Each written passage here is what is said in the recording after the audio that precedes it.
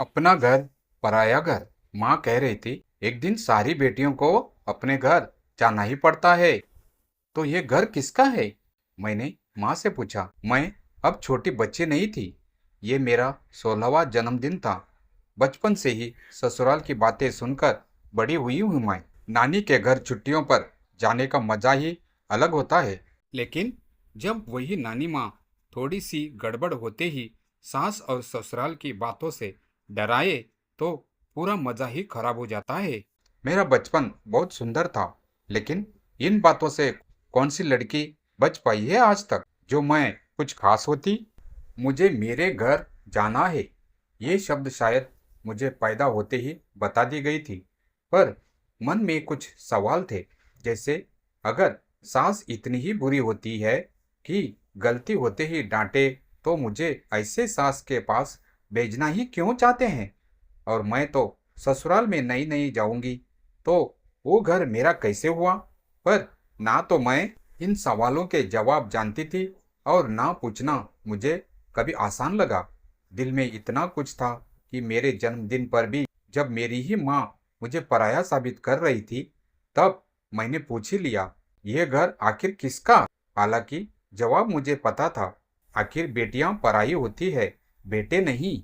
और भैया तो हमेशा से ही माँ के लाडले रहे हैं। माँ ने आंखों में चमक और चेहरे पर प्यारी सी मुस्कान लिए कहा, ये घर उसका है जो यहाँ दुल्हन बनकर आएगी।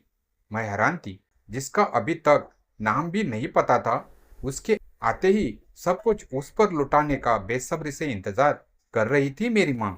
क्या सास सच में बुरी होती है? आखिर कौन सा घर सच में अपना होता है, कौन सा पराया? मैं माँ की बात सुनकर ठिठक गई। तो फिर मैं किसकी हूँ माँ? आपकी भी नहीं? मेरे मन में एक कड़वाहट सी घुल गई थी। माँ थोड़ी देर चुप रही। शायद उन्होंने सोचा भी नहीं था कि मैं इतनी सीधी सादी बात को यूं पकड़ लूंगी। उनके चेहरे की मुस्कान धीरे धीरे ढल गई। उन्होंने मेरी तरफ देखा और कहा, बेटी, तू मेरी है, हमेशा मेरी रहेगी। पर समाज में बेटियों को अपना घर छोड़ना ही पड़ता है।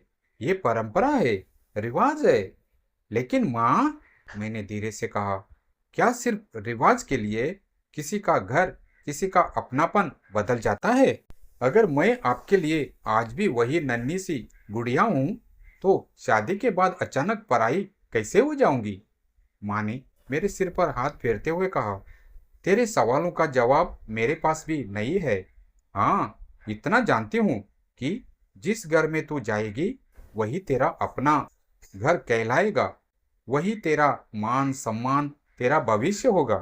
मैंने हंसते हुए कहा, और अगर वहां मेरा मान सम्मान न हुआ तो? अगर सास वैसी ही निकली जैसे कहानी में होती है? माँ ने गहरी सांस ली। तो तू डरेगी नहीं? तू अपनी अच्छाई, अपनी समझ और अपने संस्कारों से उस घर को अपना बनाएगी। देख बेटी, सास बुरी नहीं होती, हालात बुरे हो जाते हैं। औरत और औरत से डरती है क्योंकि समाज ने उन्हें एक दूसरे के खिलाफ खड़ा कर दिया है। जिस दिन बहू और सास एक दूसरे को माँ बेटी की तरह समझने लगेगी, उस दिन ये डर खुद ब खुद मिट जाएगा।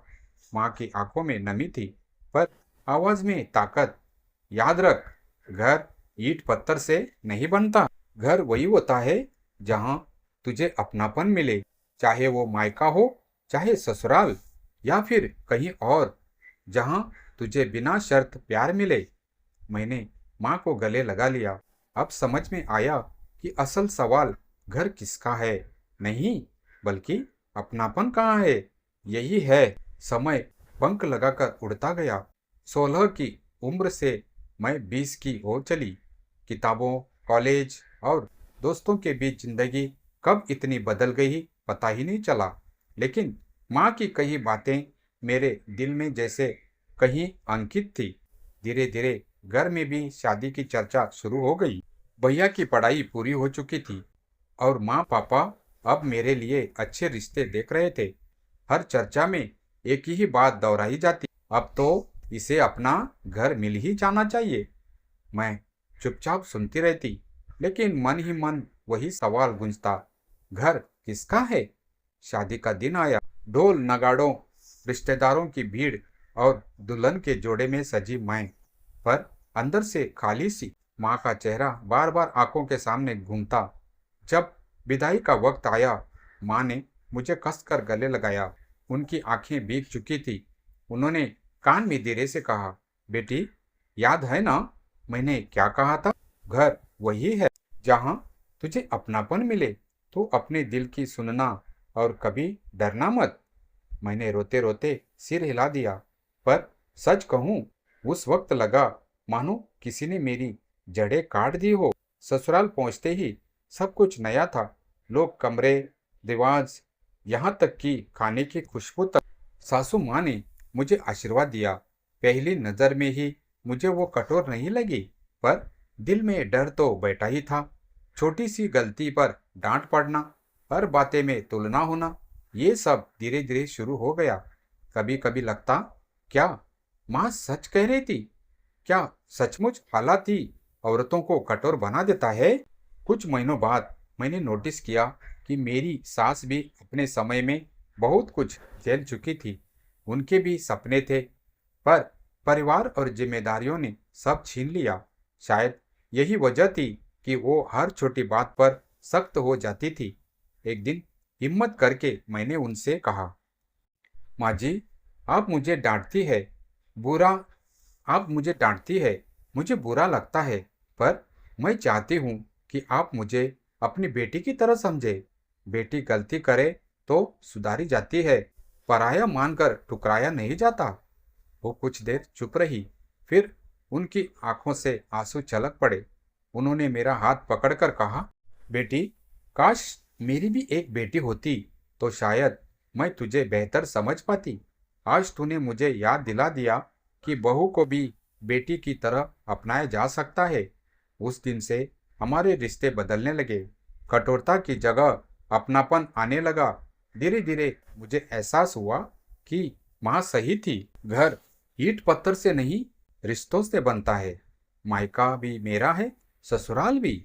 फर्क बस इतना है, जहाँ मुझे जन्म मिला वहाँ माँ की ममता थी, और जहाँ मैंने कदम रखा वहाँ अपनेपन की नई परिभाषा मिल रही थी। अब जब कभी कोई पूछे, ये घर किसका है, तो मैं मुस्कुराकर कहती हूँ, घर उस दिल का है जिसमें अपनापन है, चाहे मायका हो या ससुराल।